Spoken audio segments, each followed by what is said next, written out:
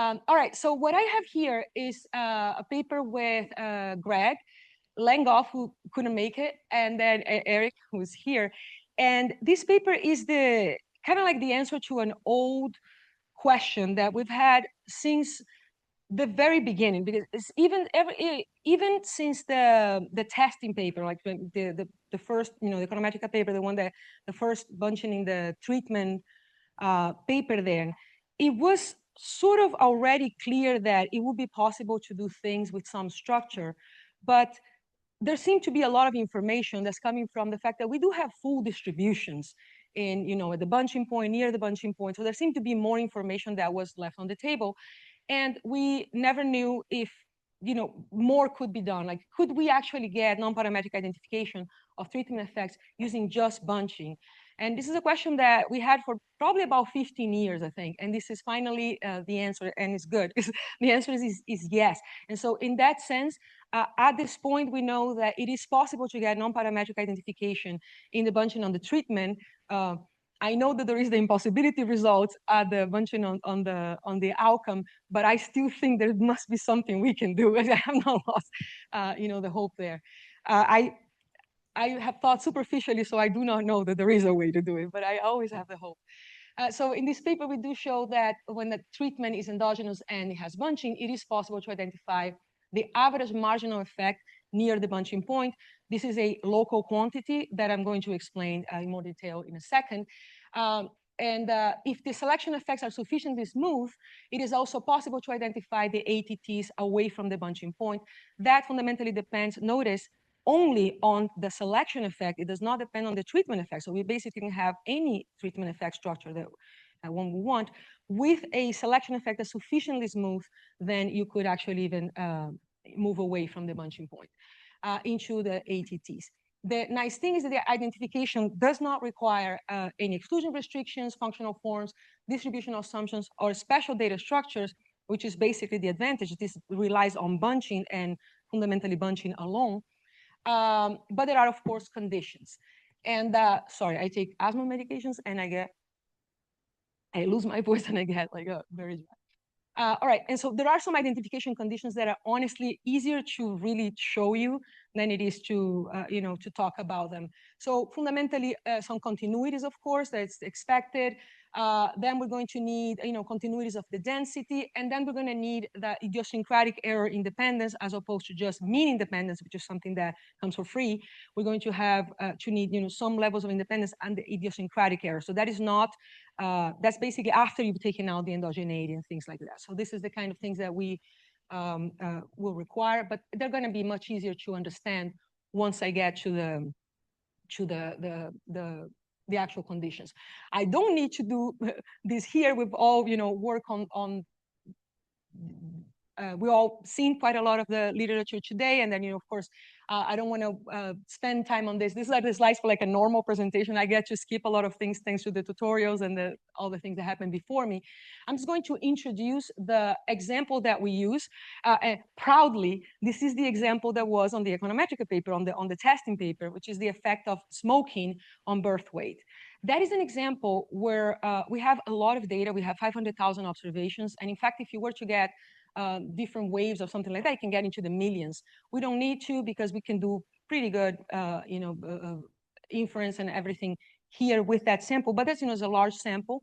But it is a problem where you have 80% bunching. So at that point, modeling a positive side, getting those models on the positive side, there's so much bunching there that you start wondering if, you should use the standard models. Not that you couldn't, but it is kind of nice that we have so much data, but at the same time, it's a situation where it might actually be uncomfortable to be doing those models based on the positive side. Plus, it is the first problem that we tackle on this literature, and now we have answers coming from this type of approach. Coming from just bunching. This is not meant to be read, it's meant to scare. It's basically just a whole bunch of applications that, so whole bunch of variables that we know have bunching, that could be used as treatment effects. So it's the kind of slide that you ask me later if you're interested in figuring out some application. It's just to say that there are a lot of examples, and we keep coming up with more. And every time I go somewhere or present something, people just tell me more that I haven't thought. So there is quite a bit, I think, to explore in bunching. And some of those, in some of those places, there are probably going to be large enough samples to be doing some serious non-parametric work. This is going to be the type, the techniques that I'm going to present here are techniques that require more data than, they're going to be fairly non-parametric. There's going to be a deconvolution in the middle. So you do need more data than your standard. However, it is also true that we were surprised at how actually workable and doable these things are.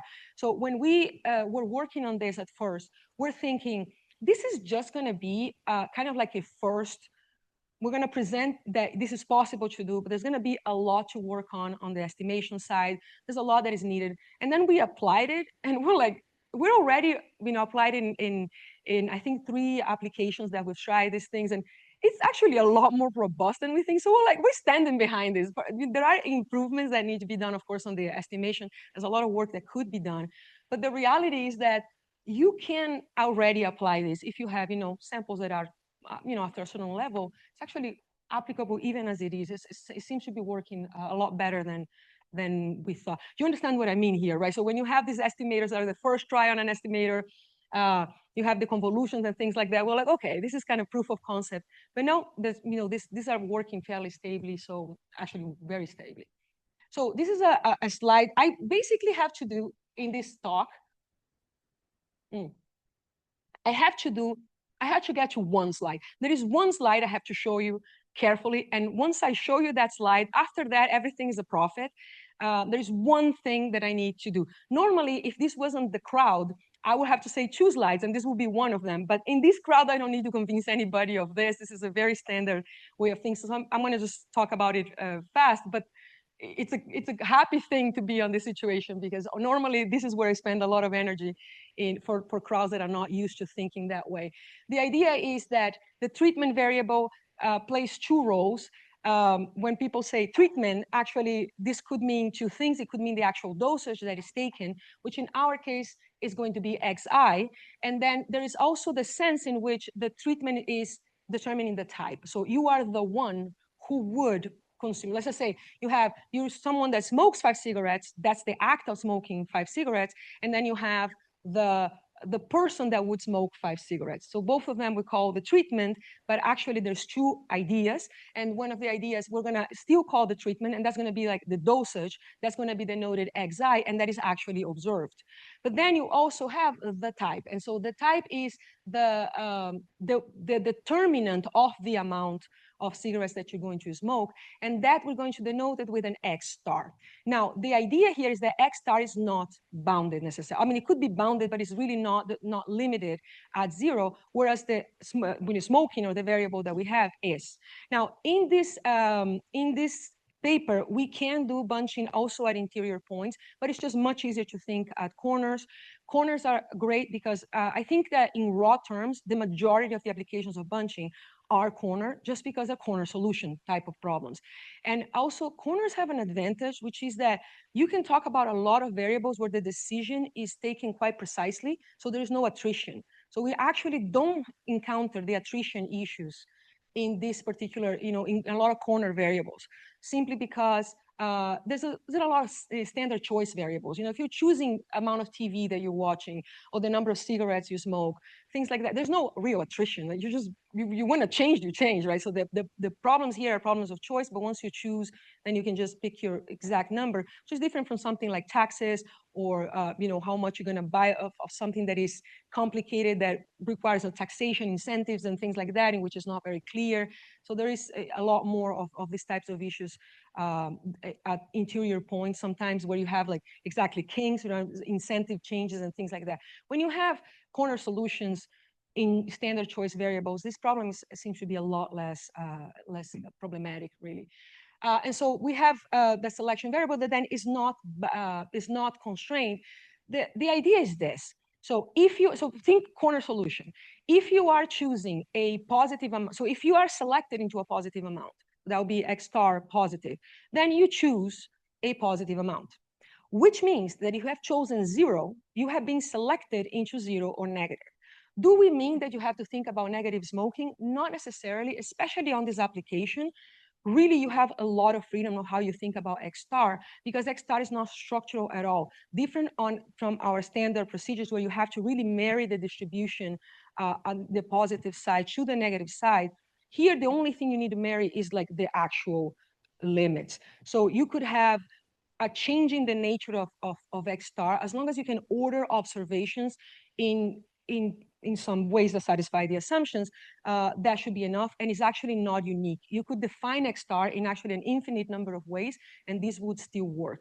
I think that the best way to think about X star, let me see, before I say that, is to think about X star as like UI prime of 0. So think that you have an indirect utility. Basically, you're thinking benefit minus cost. The people who choose 0 are the ones that either have marginal cost equal marginal benefit at 0, so they're basically indifferent. They're the ones that are optimizing exactly at 0, so they'll be like, I might smoke a puff, but I didn't, kind of indifferent. And then you have the observations who strictly prefer the punching points. So they prefer smoking, non-smoking to smoking. They think that smoking, either the cost of smoking is marginal cost of, so the cost of smoking is bigger than their benefit of smoking, or they consider smoking a bad. So basically just negative, the marginal utility will be negative. So in those cases, these people are going to still be at the punching point. So they're all going to have the same amount of consumption, let's just say, but they have the UI prime is going to be negative, basically. So we're talking people that, so if you have a UI prime equals 0, marginal cost equal marginal benefit, you're maximizing exactly at 0. These are your your people that are right at the margin. And then you have UI primes of 0 ordering everybody by basically the levels of preference for 0 versus a positive amount. Let's just put it that way. Marinha, you want to get the microphone?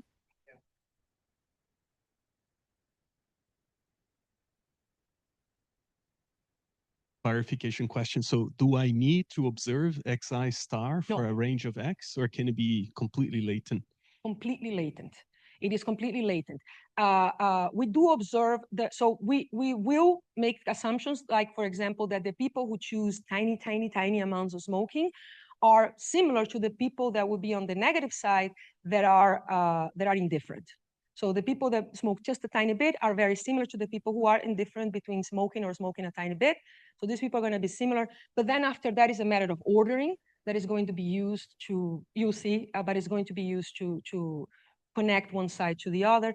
But fundamentally, you need a form of ordering these people on a quantity that we'll see the kinds of assumptions. But actually, so fundamentally, honestly, we don't even understand the extent of the level that you could actually do this, because almost anything that can marry at the border would work.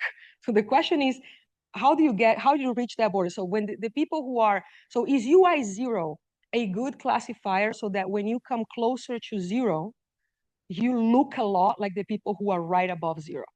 That's basically what we're talking about. It has to be something that orders them so that these people behave in a certain way. And then there are some other conditions that I'm going to show you where I'm going to call your attention to them, where this X star is impacted. But different from almost basically every other usage of bunching, here we kind of free ourselves a lot from even the nature of that. We still need some form of latent existence, but actually it's not unique and it can be done in several ways. We even have theorems like, for example, that many types of transformation of a variable will still work, and things like that we already mathematically have proven that they also work. So we do know that there's an infinite level set of xi stars that work, but we still don't understand fully the extent to which, to a level, we think we could get away with like no X star at all, actually, at some point. But that we still work with it for now. There's something about being scalar and being ordered, monotonic. Yeah, so you need a scalar thing that is an ordering kind of variable.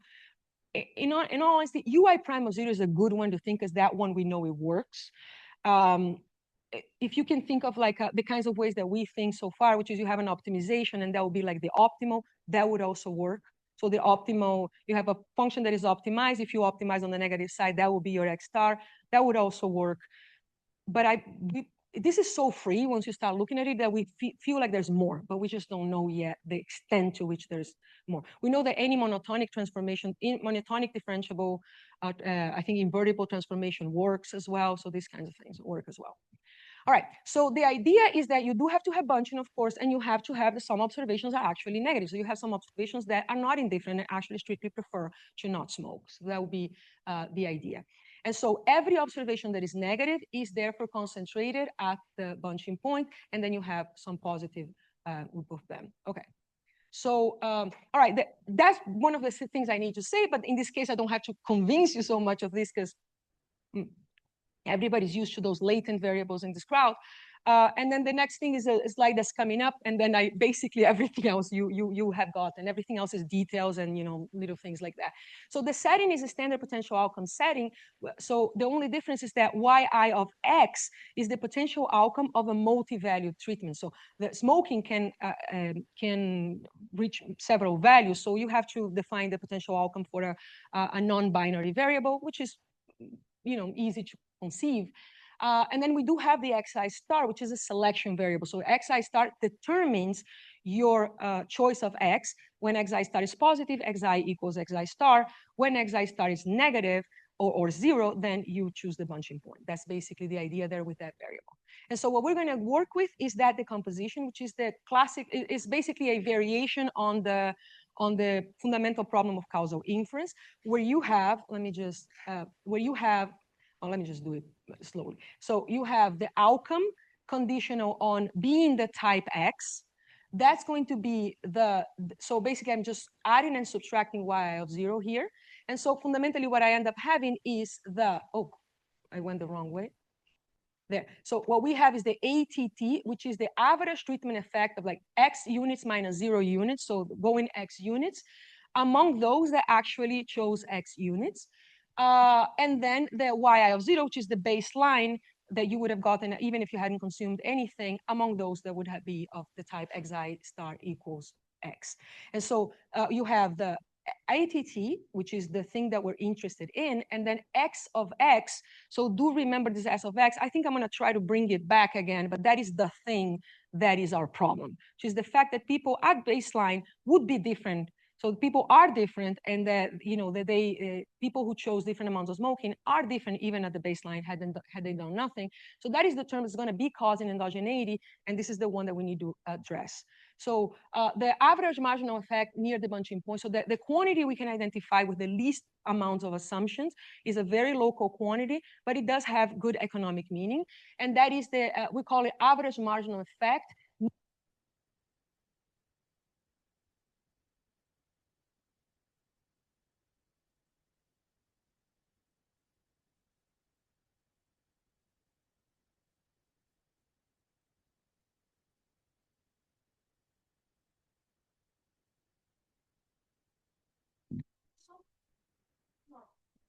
When I make them, then comes this quantity here, which is basically the limit of the derivative of y prime. So it will be the individual treatment effect at the margin. Does have a problem, right? I thought that I was showing you a lot.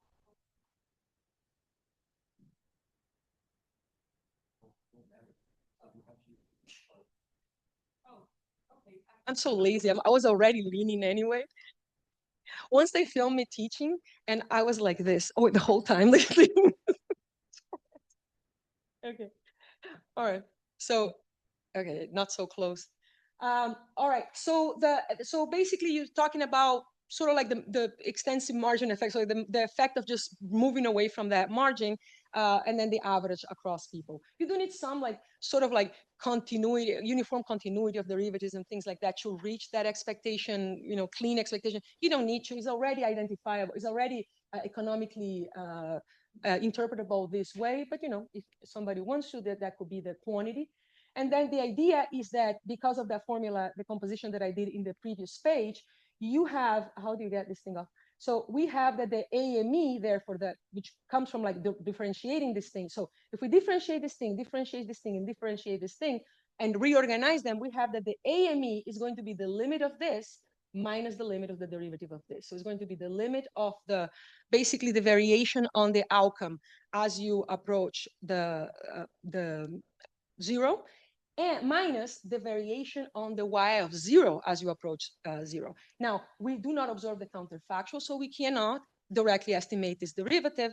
If I had the y of 0 of people close to the border, I would be able to identify this derivative. I can't because I do not. People who are close to the border do have a positive amount of smoking, which means that when I compare them to 0 in any sense, I'm going to have the treatment effect, but I'm also going to have the selection effect. And so I can't really identify this directly. So that is the quantity we are going to be going after. So S prime of 0 plus, oh, the plus here are going to mean what they mean in all our cases, right? So limit from above. So that's the quantity we're after. And so how to identify prime of 0? That is the slide I promised. If you understand this, then everything else is just, let's just item things and dot the T's. And if we cannot, we're fine. So we want to identify a derivative, right? So we want to identify the derivative of S of X. Oh, where am I? S of X. We want to identify the derivative of this. What normal ways to identify derivatives? I have the outcome of, like, I have the Y and I have the X, right? So you have both things, and then you do regressions, right? So non-parametric regressions, things like that. That's kind of the way that we've been identifying derivatives, because we can basically identify conditional expectations and then differentiate them. So you can identify the actual thing, the object, and then you do sort of like work with differentiating it in some sense. That's basically how we do all the time. In this case, we cannot, because we don't have we don't have y of zeros and x's, but we do have something interesting. What we do have is that we observe the distribution of, so to identify derivative, you will like this and this for a lot of observations. We don't have that. But what we do have is that we have the distribution of this so for positive side. So in the positive side, among the observations that smoke, I have the distribution of their smoking. So I have the distribution of X. So I have this distribution here. Now, on the bunched observations, everybody there is a yi of 0. So the outcome of everyone there is the outcome of someone who didn't smoke. So I observe the distribution of y of 0 at the bunching point. So I have above the bunching point, I have the distribution of this piece, and above the bunching point, I have the distribution of this piece. So above the bunching point, at the bunching point, I have the distribution of this piece. So I have two distributions that are very related to the derivative I'm after. And so the question then becomes, how do you obtain a derivative from distributions? That is the question that gave the answers. When finally that question was asked, that's when the answer to this problem came, and there was a way. Because the idea is not a natural thing to think about, but it turns out to be true that it is possible to get a derivative from densities. How do you do this? Because of the change of variables theorem. It just so happens that the change of, remember this from integration? So you have like the integral of a variable, and then you have, so I don't know, integral something, and then you have a density. And you want to change the density to another variable. How did you do it? You basically get that connection, and then you have to like get the Jacobian. And the Jacobian is the derivative of the function that relates the two things. So then you have like densities, and you have the a derivative. And so when you work with that, you realize that the density of the treatment is going to be the density of S of X, which is the thing we care about, times the derivative of S of X. Now, there's a catch. There's two catches. The first catch is that we have a absolute value. So we're going to need to nail that sign some way. I would say two things. I'm going to have the assumptions that we're going to do for identification are going to be sufficient for this. So this is going to be very easy. But honestly, in many applications, because you don't need to know that it is non-zero, but you just need to know the direction. So effects of smoking, we're already beginning from the thought that it is going to be 0 or negative. And so most of the time, the sign is really not an issue in many applications. So even that, it should be easy, but it's actually already derived directly from our assumptions anyway. But anyway, this is a piece to notice. And another thing too is that I do have the distribution of yi of 0. I don't have the distribution of S of X. So we need to get to that. And that's the second question, which is how do you obtain this distribution? So I have this distribution near the border, and I have the y of 0 at the border. So I can I can, there's something that looks like it can be married there, but I don't have S of X. So what is S of X? Let's remember what it is. So S of X is, remember, yi is going to be the expected value of y of 0 given xi star plus yi of 0 minus the expected s. So y. So at the bunching point, this is, oh, no, I need to stay here. I don't like this. Like, don't you have like any butter? I don't like this. And I have to stay here and I'm already getting like, all right. So, but while I continue here. So, oh, okay. That's a good idea. Hello? Okay. Yes. So that way I can move a little bit. So, it's awkward to look on that direction. So now I understand why everybody's doing this here. It makes sense. So so what I'm doing here, I'm just doing a classic decomposition. So I'm going to go y of 0 minus y of 0. And then the only thing I know is that yi equals y of 0 at the bunching point. So when I'm at the bunching point, everybody's outcome is the outcome at 0. So this is equal to this. And then I just add and subtract this. So it's very simple decomposition. But what happens then is that I have the outcome being basically the S of X star plus the residual. So the idea here is that epsilon I is basically the remainder after I have removed from the baseline the selection variable. So basically the entire determinant of the endogeneity bias. And so the idea here is that the outcome is a convolution of this random variable and this random variable. So it's basically a convolution of two random variables. Now, I know the distribution of the outcome. I can get this distribution I'm going to show you. And the idea is to then deconvolute this distribution from there.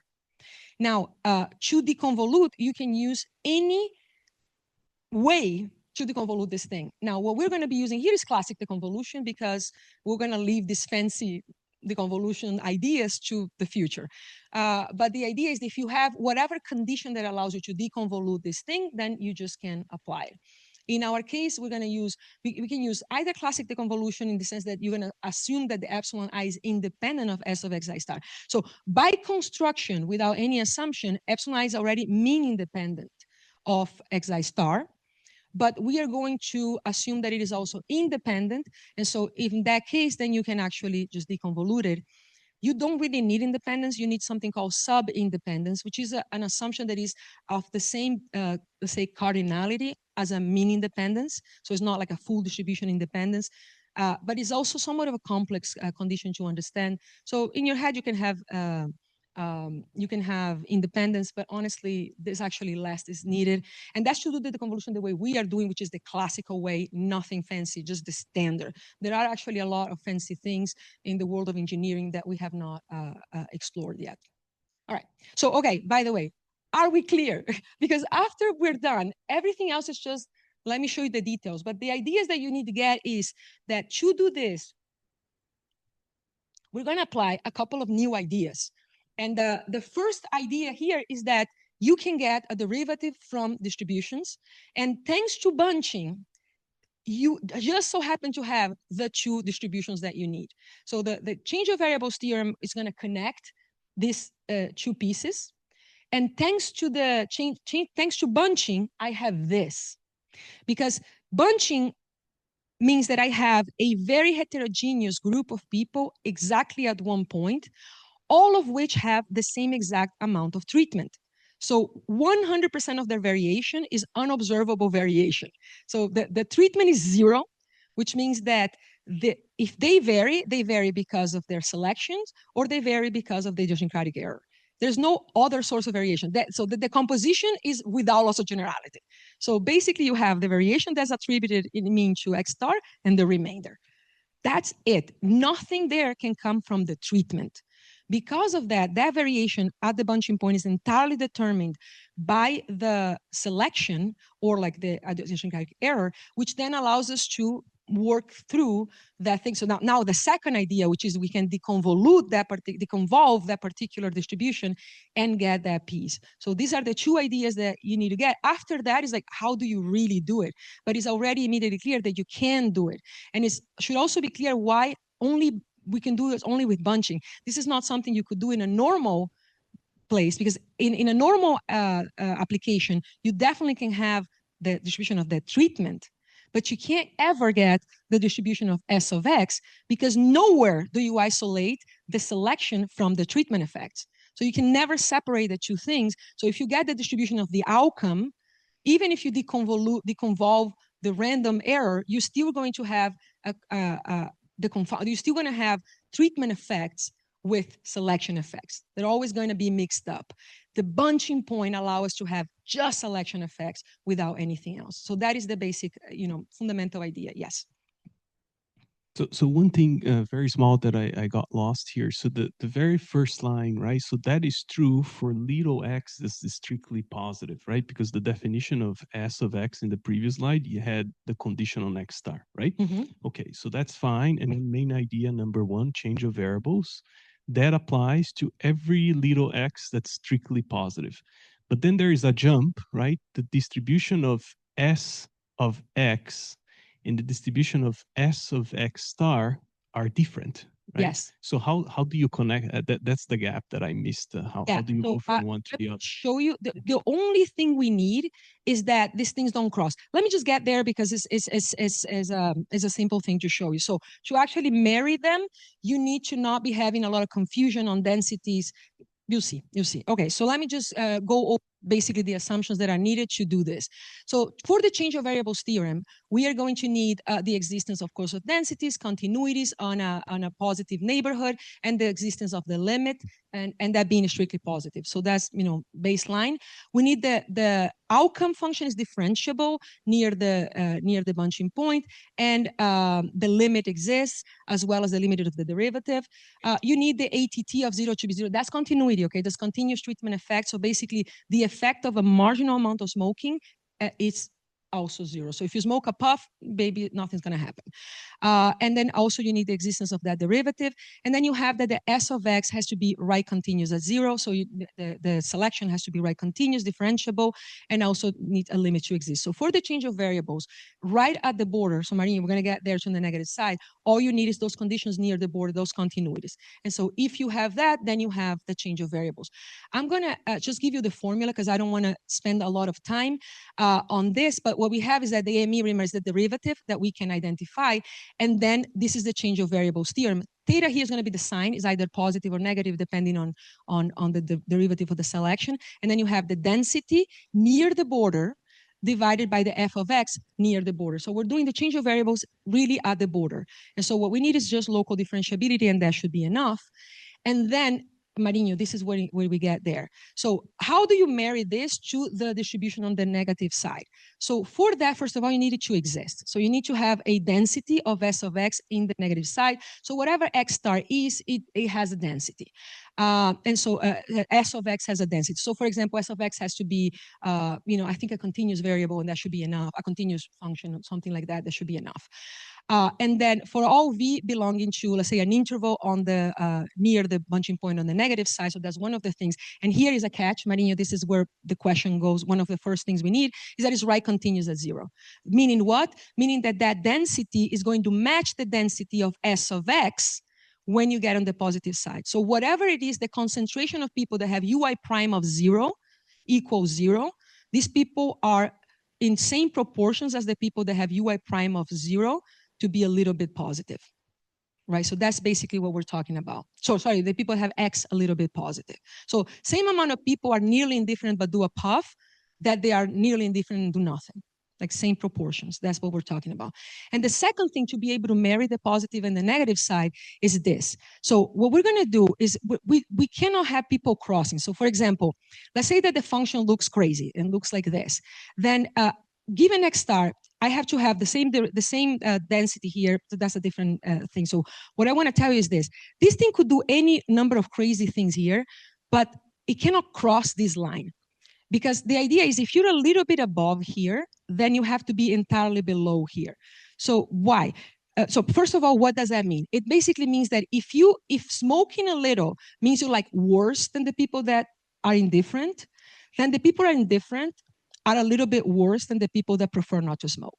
That's kind of the idea. So it's these people here are, let's say, either all more negative selected or, like in our application, probably more positively selected than the people right above. So if you decided to not smoke, then you kind of like selected more better than these people right at the corner. Do you need to go away? So whatever happens here, we don't care. But what we do care is what happens here with respect to here. Why? So that those densities can be transformed. So we're going to do density transformations and be able to transform a density near the border on the density above in the following way. So what you can do, let me just show you. Oh, that's the sign, so I'll come back. But this is the going with the Marinho's question. What is that? Here, let me see what it is. Maybe I just didn't prove it here. So the idea is that we can actually transform what used to be the density of S of X conditional on the positive side onto the density of X of X conditional on 0. Then you basically, so this density here is the density, so we basically can transform the density of right at the border, consider that as if it were a full distribution between the minus infinity and a little bit above the border, and then basically get the density of one. I don't know how to say this. It's actually very easy math, but at the same time kind of hard to describe. So the idea is that if you have a distribution, just to say you have a full distribution, and I want to get this piece here, and then I want to marry just this point to that point. So if I have if I have the density crossing, so if I have this function crossing in these places, I can have like multiple density values that are going to be, it's hard to explain. So I just need you just need to see the math, but it's actually a lot easier to think, and you actually have already done this in math. But the idea is that if you actually don't have this confusion here, which is observations crossing to the other side, then fundamentally you can transform one density into the other by just reweighting them by the probability of bunching, and then you can have basically transform this and have just the distribution of S of X.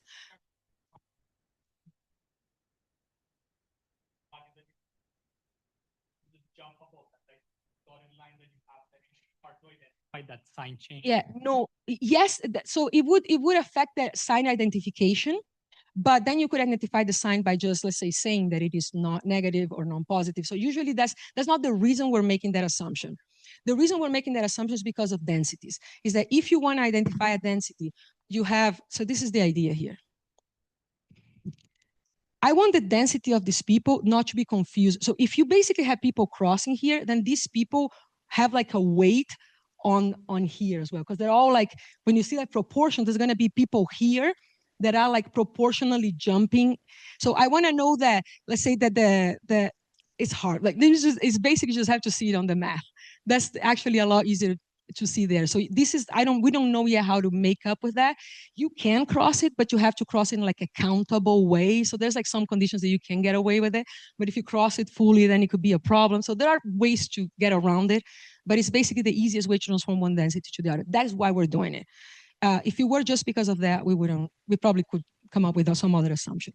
All right, and so from there on, it's basically just you do the deconvolution. So I'm just gonna say, what do you need for the deconvolution? You need the density of the outcome to exist. You need the idiosyncratic error converges to idiosyncratic error at the border. So basically the variation converges to the variation at the border of the indifferent pieces. And then we need the independence condition or perhaps sub-independence by Shannon. And so if you do that, then you can deconvolute it. So that becomes a classic convolution, which can then be deconvoluted. This looks horrendous, but it's actually very, very standard. So basically what we're saying here is that density has a formula, which is 1 over 2 pi, and then it depends on the characteristic functions of the outcome and the demeaned outcome near the border. And these things can all be identified and done. Actually, there is plenty of ready packages that actually can be simplified. So these things can be, identified, basically just standard packaging for deconvolution. And then what else? Let me see. So that basically becomes the formula. It actually simplifies quite a bit because of just the nature of expectation of this expectation. And it becomes this much simpler formula, but still has the characteristic functions, which you could try to solve in some way, but the reality is that you can just use packages. It's like truly very, very easy to just apply the standard packages from engineering. And so that's basically the equivalent to a deconvolution of the distribution of the outcome above zero from the distribution of the outcome at zero. So this mathematical properties of this makes it actually kind of elegant. And so if you have that, then you can identify the AME, because basically, oh, sorry, what it is. Because basically you have that this is the limit of the derivative when you approach zero minus the sign, which we can get thanks to what, that particular property for free, or you can basically just tell me what the sign is or something like that. And then you have that density which you deconvolve, you have the density that you estimate at the border, and you have the probability of bunching. So a lot of moving pieces, but it actually kind of all standard with the exception of the deconvolution that is not common in economics, but it's very common elsewhere. And so after that, every piece is actually identified. And the one thing that I would like to tell you is just that how can you get away from the border? So if you have that the selection variable is real analytic on zero, on a, let's say, on a little interval. So you have it basically means that it is infinitely differentiable, and the difference and the derivatives, and you can, at any of these points, you can express it like near the, by like the value at a point. Then it turns out that we can identify it because we cannot identify just one derivative. We can identify every derivative, because thanks to that change of variables formula, which holds everywhere near the border, you can keep differentiating this thing. So you could differentiate, and identify all the derivatives. So you could, in principle, identify every single piece by basically just going ATT is the outcome at X minus the outcome near the border, minus basically the Taylor expansion of all those derivatives, which are indeed identifiable. So if, by the way, these derivatives are bounded, then you can identify it basically, then you can move, let me just say here. So if these assumptions, where is that? If assumptions 1, 2, 3 hold, so basically if you have up to 1, 2, 3, and 4a holds, then you can identify the ATT near zero. But if you also have bounds on the derivative, you can identify the ATT all the way up to whatever those bounds go. Give me 1 second here. So basically you can go all the way until whatever they go. So you can do this. Now, of course, identifying the derivative is one thing. Actually estimating is not easy, but actually second degree comes from the package, because the packages that give you the convolution also give you the derivative. And so because of that, you actually can, just with package stuff, get all the way up to second degree, so quadratic, with like just package stuff. If you want to go above, then you need to start like calculating these things and actually getting estimators for them. It is possible, but at the same time, it gets a lot fancier. So that's basically it. Estimation is literally just the expression of what I just said. Local polynomials here. We wish we had better things. It actually turns out that we don't have proper technology for estimation of derivatives at border. The best that we have are like, some local linear things. Limits for the sign. So the sign of the discontinuity is the sign of the bias, then the convolution piece, and then this density we do with something, with an estimator by Pinkston and Schurter. We love that one. It's great for boundary estimation of densities. Really, really effective. Works extremely well. We prefer it to like all of the others, and the probability of bunching, and that's how you do it.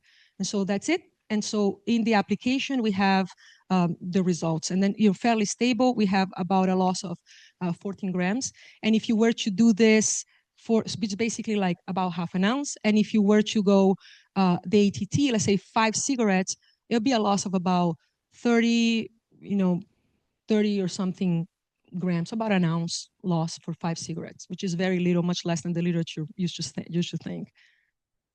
And that's it. Okay, thank you.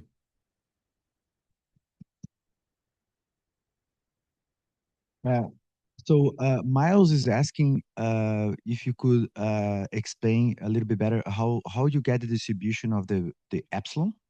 I think he wants you to show that a density. Yeah, this one. So the distribution of epsilon is obtained because the distribution, basically by the continuity of the distribution of epsilon as you reach the border. So the idea being that the observations that are like smoking 3 cigarettes have the same variation as the observations that the same distribution as the observations that have, like, they get close to 2, 1, and then 0, that they converge not to the distribution at 0, to the distribution of the people who are indifferent at 0. So that is the condition that allows that to happen.